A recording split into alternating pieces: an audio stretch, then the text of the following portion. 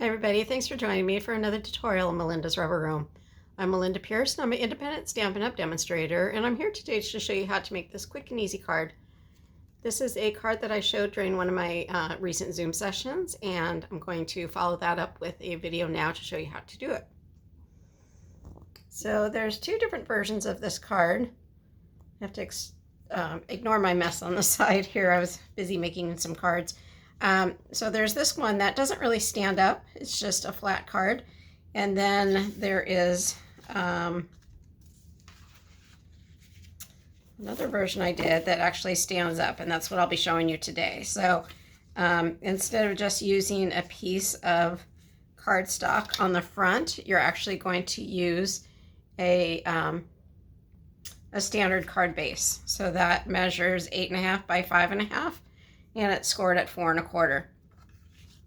Before we get to that, we're just going to start with our white piece of cardstock that measures 5 1/4 by 4. And then we have a couple of pieces of cardstock. This is Night of Navy. And the larger one is 3 3/4 by 3 1/4. And it's scored along the long side at 3 1/4. So you're just creating a 1/2 inch score line there.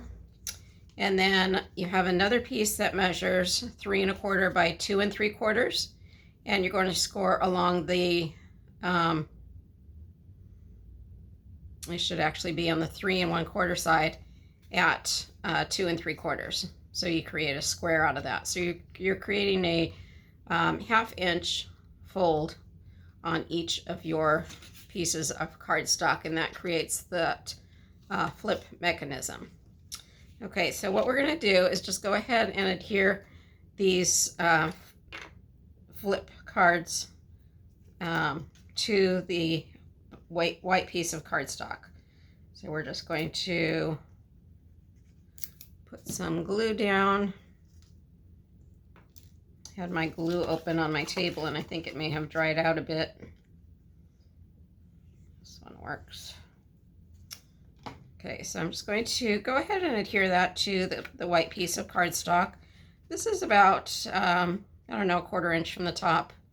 I don't worry about it too much. And then I'm going to take the other one and attach that the same way. So that folding mechanism gets attached to the back side of my white piece of cardstock. And they are going to overlap.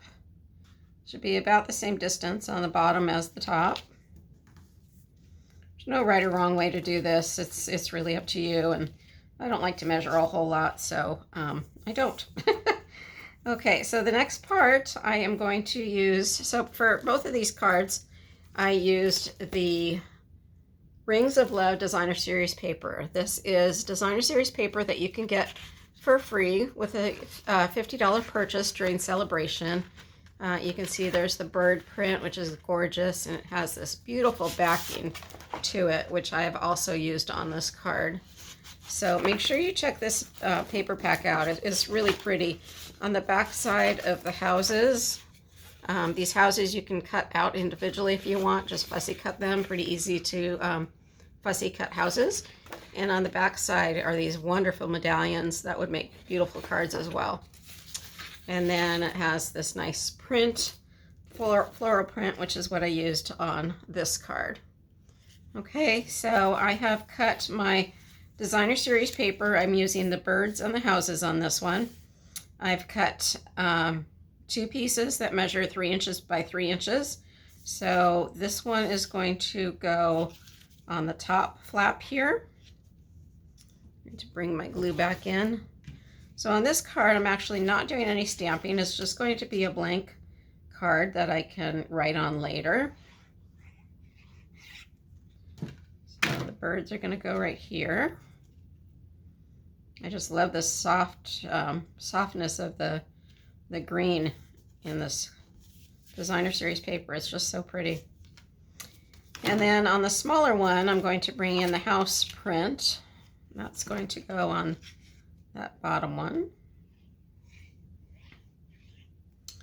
So I've alternated the front and back of these flaps. So the house print flap will then get the bird flower, the bird designer series paper on it.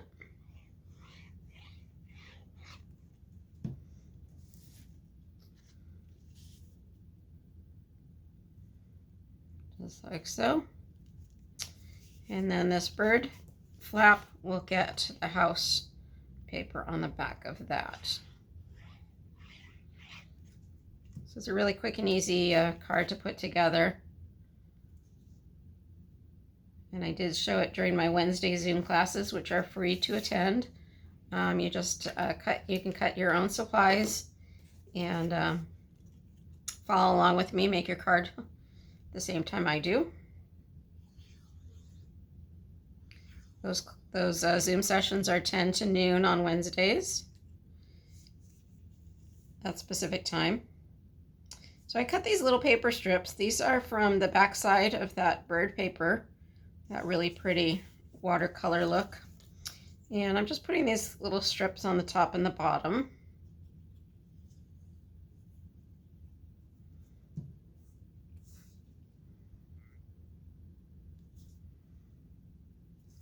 Just like so.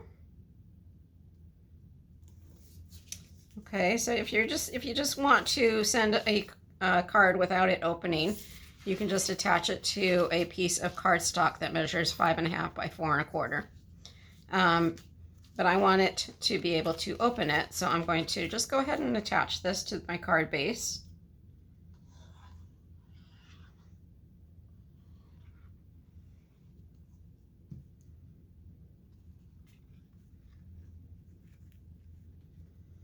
Just like so. And then underneath these flaps, I probably will stamp a little like thinking of you or something, but you can see how cute that is when it gets opened up and you see the reversed images there. And then you can stick a piece of white cardstock on the inside in order to do your writing.